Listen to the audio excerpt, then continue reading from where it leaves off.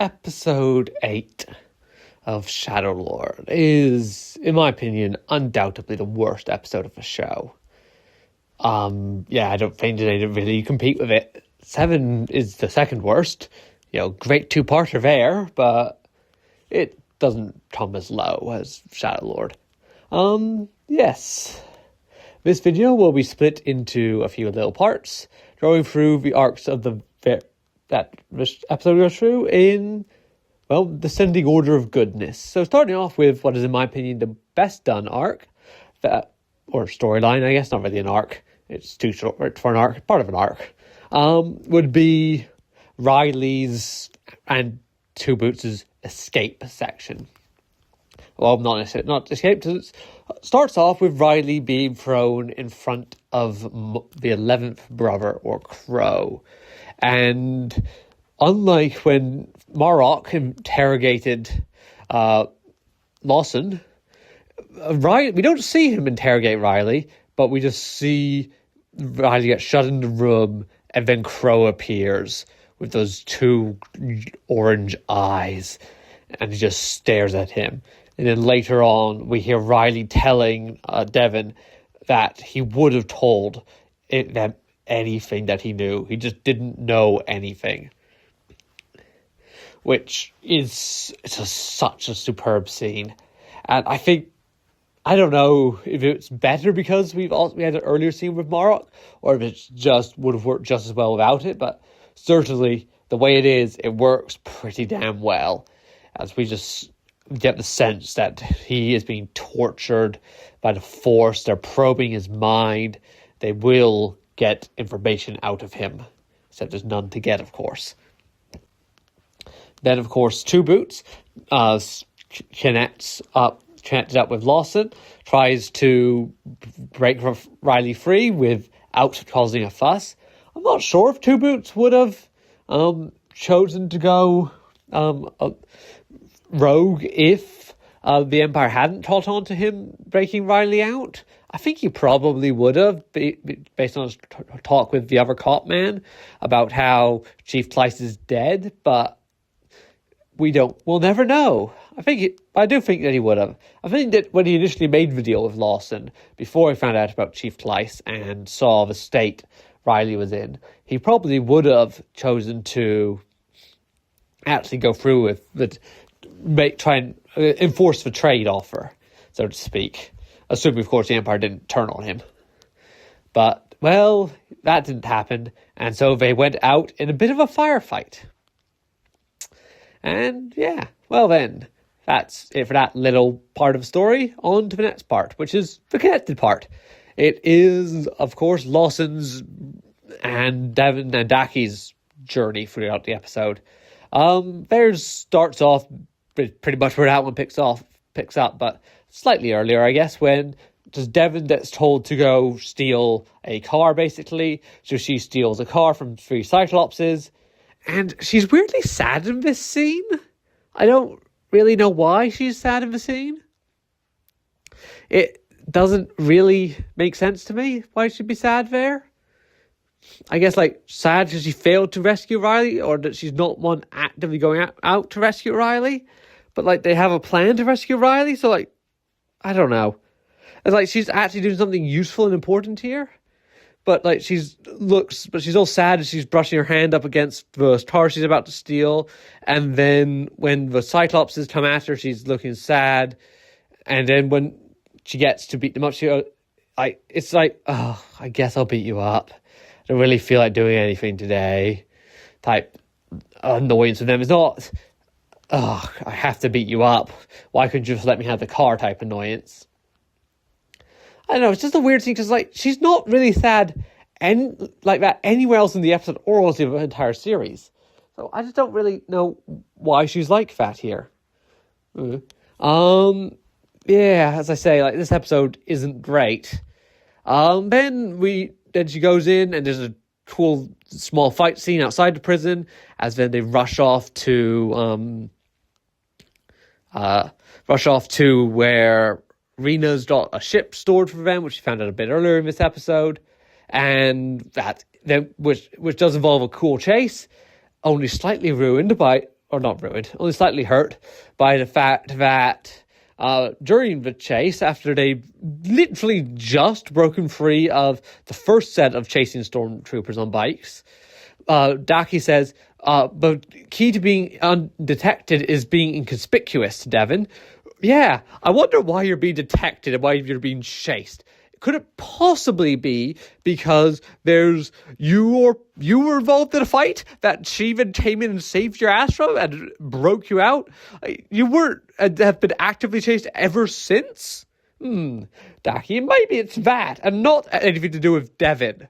Why are you scolding her about her actions here? She has done nothing wrong. But you're scolding her regardless. And later on, during the same chase, by the way, Mr. Daki, you cause a big commotion as you fling a speeder into the gunship, which was admittedly a very cool scene, and showed you working together with Devon, because the two of them instinctively had the plan. But why not? Well, I don't know. I've said this before, and I'll probably say it again if I ever talk about this episode again. But why does Daki say that line? It really feels like in some earlier version of the script, the stormtroopers descending upon them was not because of Two Boots' escape. It was because Devon stole the car poorly. And that brought down the stormtroopers. But there was no stormtroopers chasing Devon. There was nobody chasing Devon at all. It was until she met up with you, Daki, and lot. But they're all chasing you, and she got you away, got you free from them, and you're scolding her for that? Why? I don't know. I don't get it. Anyways, yes. Then, as they go down the elevator then they go to where Rena will meet them. They go down the elevator shaft, and as they're going down, they sense that the Inquisitors are there because they've set up an ambush for them, having captured Rena. And I do honestly believe that when Rena originally got the ship, she was free, because they show a nice big wide shot of her where there are no stormtroopers, and then they cut to a close-up, which is the exact opposite framing for what they do at the end, when they realize that she has been compromised. Starting in close-up shots and then go to a wide shot. So it's like they're establishing, there's nobody here, but we're going to be a close-up on her so that you can see her face better and know what she's doing. Then we cut to the next time we talk to her, we're still on the close-up, so we don't realize there's anything wrong. And then once they've revealed there is something wrong, then we go back to the wide shot.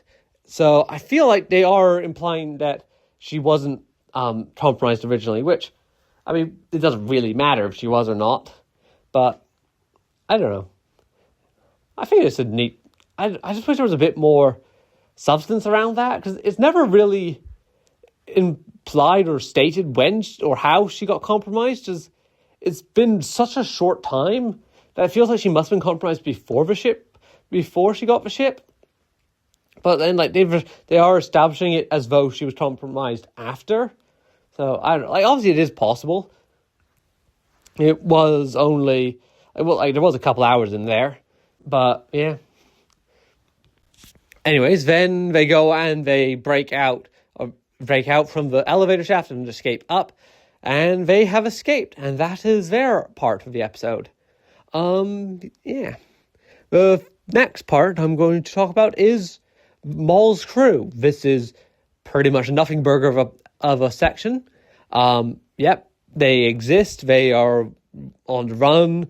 They are trying to find Maul, or more accurately, just wait around for Maul to show up. I do wish Rookcast was a bit more proactive in looking for Maul. At least, she had the spybot out looking for Maul, but Spybot doesn't find Maul, of course, and she does seem to just be like, we will sit here and wait until Maul finds us, not until we find him.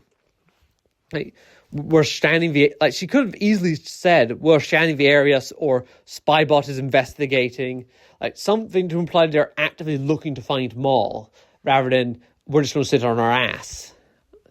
Anyways, then the ending of the episode is,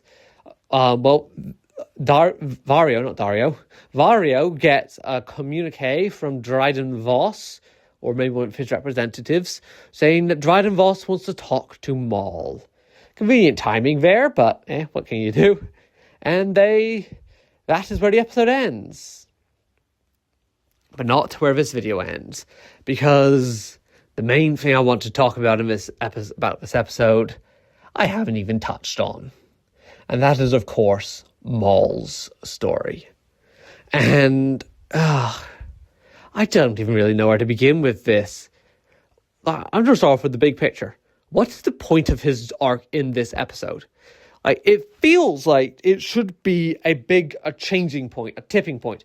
He's realizing what's gone wrong and he's resolved to fix it.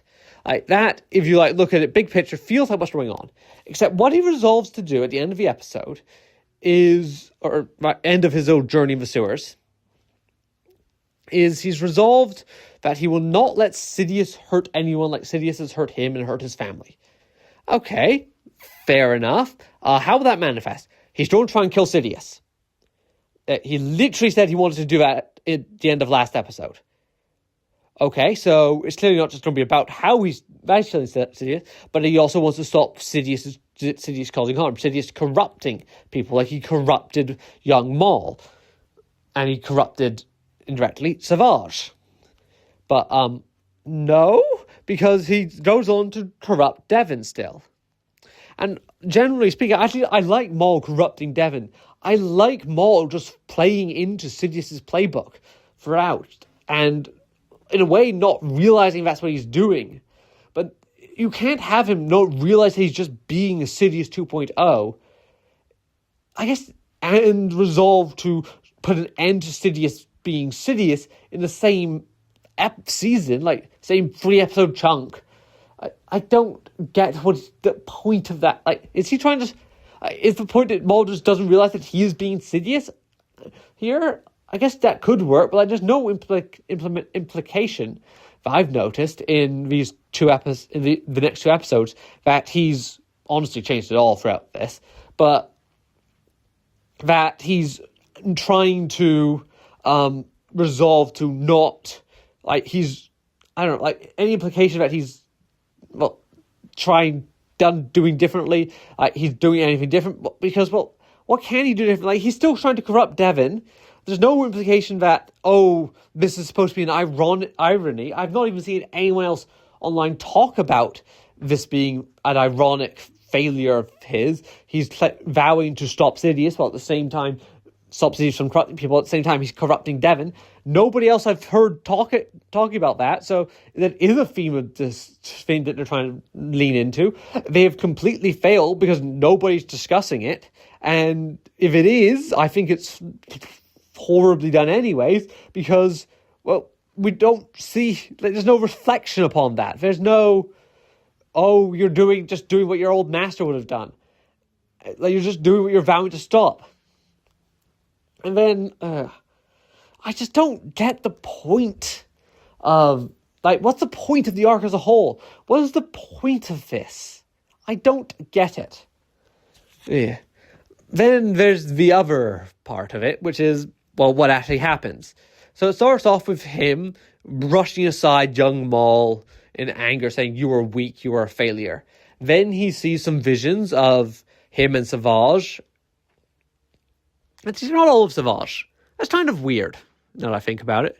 Because the first vision he sees is of Sidious taking him and Maul being there saying, "No, don't go."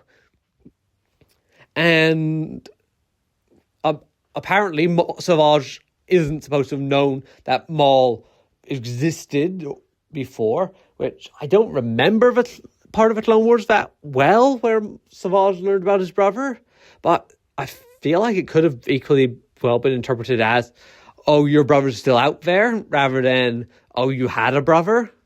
I don't remember it that well enough to really comment, and I don't know if the other expanded universe material has really covered what Savage was up to during that time. I dare say it did more heavily imply that Savage didn't know. It easily could have. But anyways, it's just a bit weird there as well. And then well, then the second scene is him being trained and tortured by Sidious for being a failure, which was a neat little thing. It doesn't really do much. I guess it shows that Sidious isn't a good person, but I think we already knew that. And it does also break, as I was saying a bit earlier, it does break what this set of visions feels like it's supposed to be about. It feels like this set of visions is supposed to be about Savage and Maul's relationship with Savage. But then you've got one scene that's just completely unrelated to Savage. I don't get the point of why that scene would be included. I mean, I could just be missing something, of course, but I don't know. And then, the next scene is Savage finding Maul in the Underdark of the Rust Plant, whatever it was called. And this one I actually really do like, because as Savage is saying, "What have you done with my brother? Who are you? Oh, you're my brother." I forget quite what he's saying in the visions or what he was saying there in real time. But Maul, who in the real world was ranting and rambling and raving about all the Sidious's trainings, the dark side, and his need for revenge against the Jedi. In the vision world, he was crying out for help. And I think this is perfect because like I was saying in my Big Maul video, at this point, Maul is just corrupted by the darkness and he's just needing revenge and hatred, and all that's running through him is his master's teachings. That is what drives him. But then this adds that ironic, I guess, twist that deep down, he's just crying out for help, but that part of him cannot surface. But that's part of him who he really is. That's just crying out for help. And that part doesn't resurface until Mother Talzin rips out the darkness, rips out the more surface level corruption of his mental state later on in the following episode of Clone Wars. And that is so good, and it enhances what is, in my opinion, the most underrated episode of the Clone Wars. In Brothers, like, this additional context as to what Maul is thinking, what Maul is doing, just adds so much to that. And how we of course cut to something that does the exact fucking opposite, which is Savage's death. And in this, during Savage's death, they play bits of something Savage had said earlier on in the Clone Wars, I think. We shall get a revenge, or go get revenge, something along those lines. But in the actual show, what Savage said, his dying words is, I forget the exact line, but I believe it's, "I am sorry, brother. I was not worthy." And that is such a perfect line for reasons I've gone over many, many times at this point. And I will do so again when I talk about Savage as a character in his entirety. Because his dying words are the perfect dying words.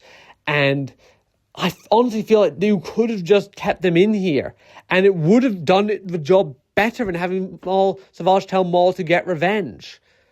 And then, of course, there's the final scene where Maul is vowing revenge against Sidious, and he sees his younger self again, but this time accepts him and does the thing I had mentioned earlier, where he vows to get revenge and not let Sidious do this to anyone else. But, like, I don't know. I don't know what the point of this is. Like, if the point of this arc is supposed to be Maul realizing that Savage is a good person who was corrupted by the dark side and the game of Sith, like I called it at a previous point, like that, then why the fuck don't we have Savage's actual dying lines? "I was not worthy." Have Maul realize that it was Maul who was not worthy of Savage, and like have Maul say at this point, "No, I was not worthy of you here." rather than, I think he said something like, "I will get your revenge" or something, or no, he said something like, "Sidious took everything from me." If you want to have this episode be about Maul realizing that people like Savage are who he wants to fight for, who he wants to defend, then I have Savage's actual dying line and have Maul acknowledge the ironic twist that there is to it, where Savage is saying, "I am not worthy," when in reality it is Maul who is not worthy of a brother like Savage. Or if you don't want to go that route and want to just have Maul go deeper into his revenge and his need for revenge, Savage saying, "I was not worthy," like, you can take it at its face value of saying Savage was not good enough, he was not dark enough, and then you could have Maul go, then you could have Maul sort of go, I don't know quite how you'd phrase it here, but like, have Maul respond to that, "You're not worthy," and then say, like, almost going, "But I am," or "I must be," or something like that. Having Maul respond to Savage's actual dying words here it would just be so much better for no matter what way you want to take his arc. Meanwhile, what they seem to do here is just, I don't understand. It seems like the whole point of like the middle scene is about the actual scenes. Like the middle scene, I don't know what the hell the point is.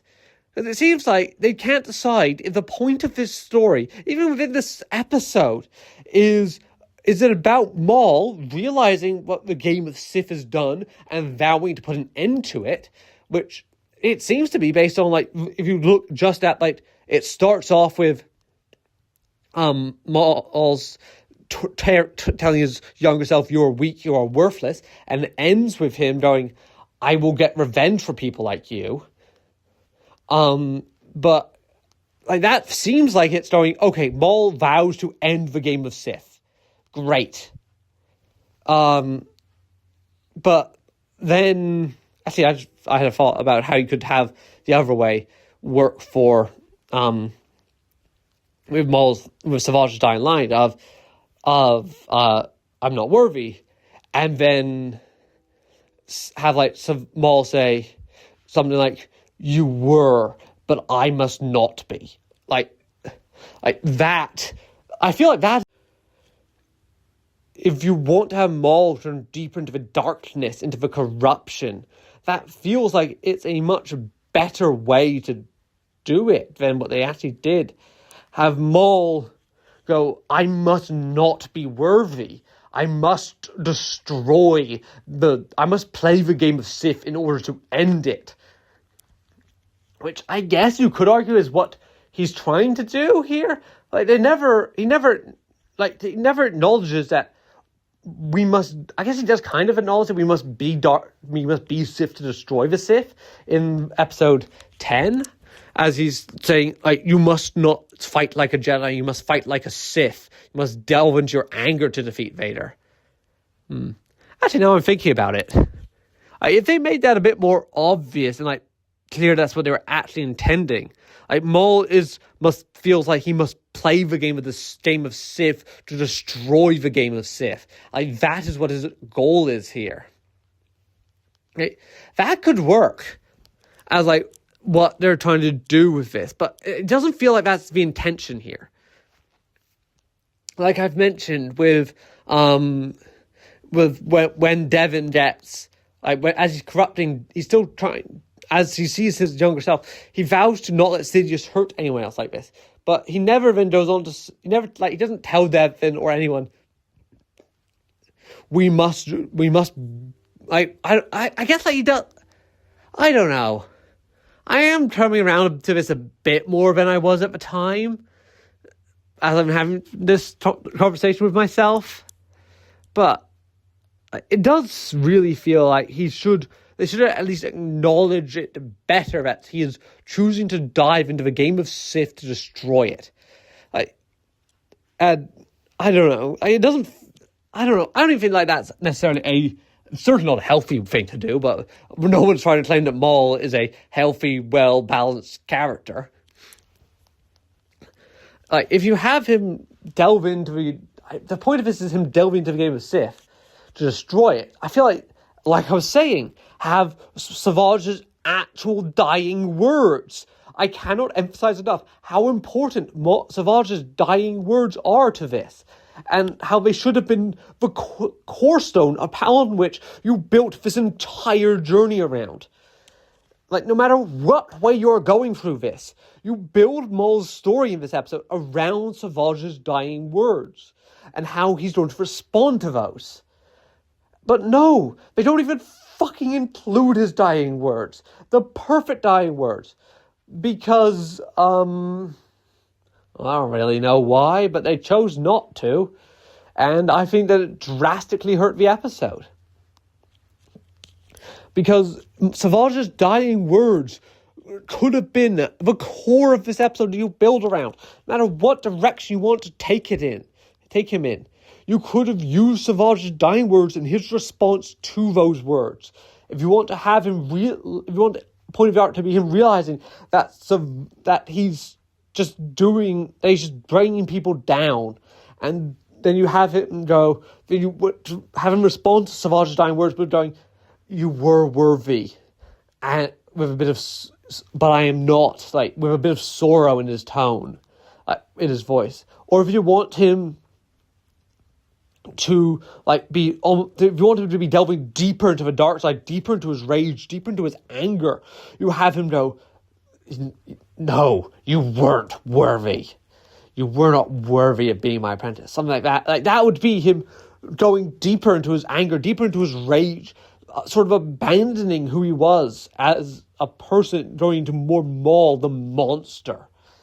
Or if you want to have what I feel like they might probably actually trying to do with him as someone who tries to use the dark side to bring down the dark side, play the game of Sith to destroy the game of Sith, then you have him go, you were worthy, but I must not be. Like, you've played Savage's dying words of, "I was not worthy, brother." And then Maul goes, No, you were worthy, but I must not be." Like, that would have been so fucking badass for Maul in the show, and bring reason to Savage and everything around that. It would have been awesome. It would fit. Like, that would then explain why he's bringing down trying to bring down Devon, still trying to corrupt Devon in the next episode. I must not be worthy. I must not be good. Then you see him, and then when we go to the next part where he's talking to his younger self, instead of just saying, "I will stop Sidious," say, "I am sorry for what I must do to stop Sidious from doing this to anyone else."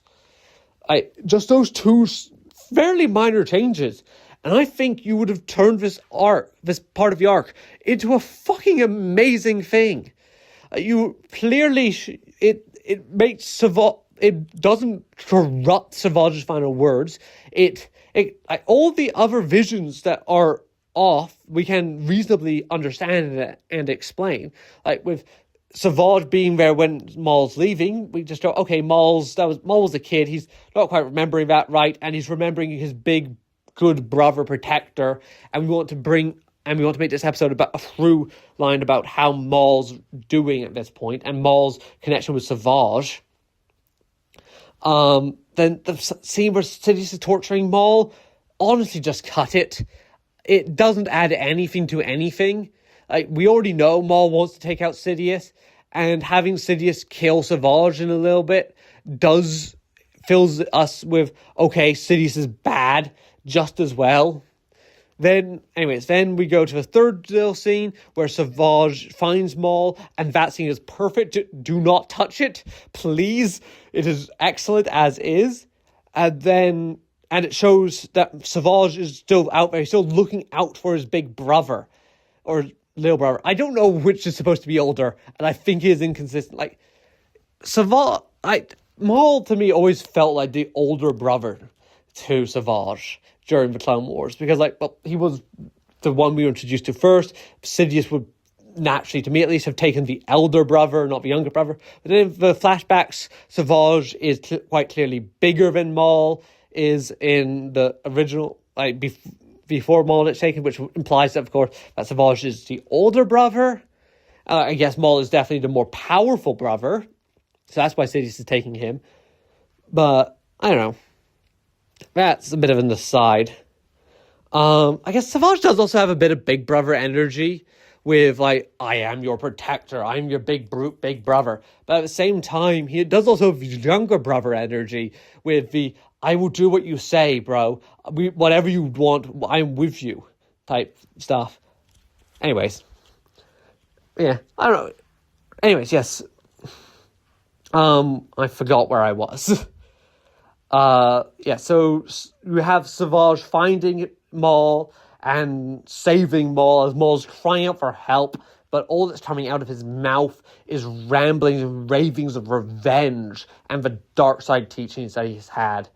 Chef's kiss on that part. And then, of course, we have Savage dying, and we actually see Sidious do that in the show, as I think we should keep.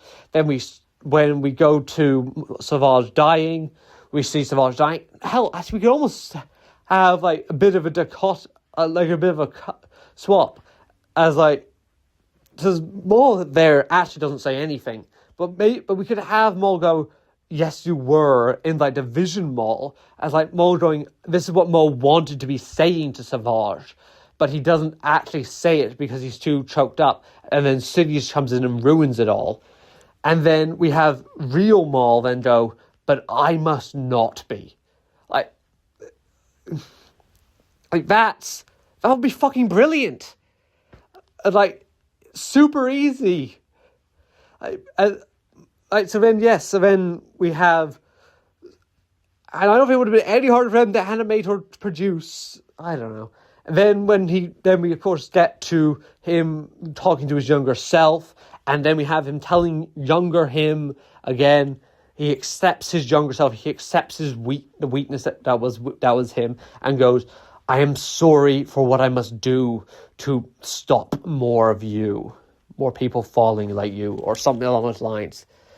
Something like that, where he's accepting he's accepting his younger self as someone who's better, but he realizes that he must not be better in order to win. I feel like that then carries on well into episode 9 and 10, as he's trying to corrupt Devon and he's going, okay, we want to you must delve into the dark side to defeat the dark side Vader. He's going, okay, we must be darker to destroy the darkness. That is what I'm essentially implying throughout the previous episode, and we're making that fairly explicit opposed to the bizarreness that is the actual episode. And I just think it would have been so much better. And like I said, it all revolves around Savage's dying lines. Those few words are of paramount importance to should have been a paramount importance to this entire episode from Maul's perspective. But then it's just not, because they don't even include them. And I don't know why. It doesn't make sense to me. Anyways, yes. That is where this video shall end. And I was really planning on ending my Maul Shadow Lord mini-weekly video retrospective here. But I don't want to end it on a complaining video. I want to end it on a positive video. I haven't decided what the final video is going to be yet. I currently think it might be a video about Marok in episode 5 and how excellently done he is there. But, well, wait and see. And then after that, well, there's a couple more videos I want to do. And, yeah, let's do a little teaser, shall we? Because I think the next big video I want to do is one about Bo-Katan. And how she's not, people acknowledge it, and how people don't give her too much credit, I think is the best way to say. Or, I don't know, don't give her enough blame. I don't know. You'll see when the video comes out. But before that, I need to do a little prelude video, I think, about Maul's Mandalore. And, well, that will probably be a controversial one. Would be controversial if people actually listen to it, because I don't know people actually will actually really watching my videos. But, yes. The Maul's Mandalore. Was it really that bad? No, I don't think it was.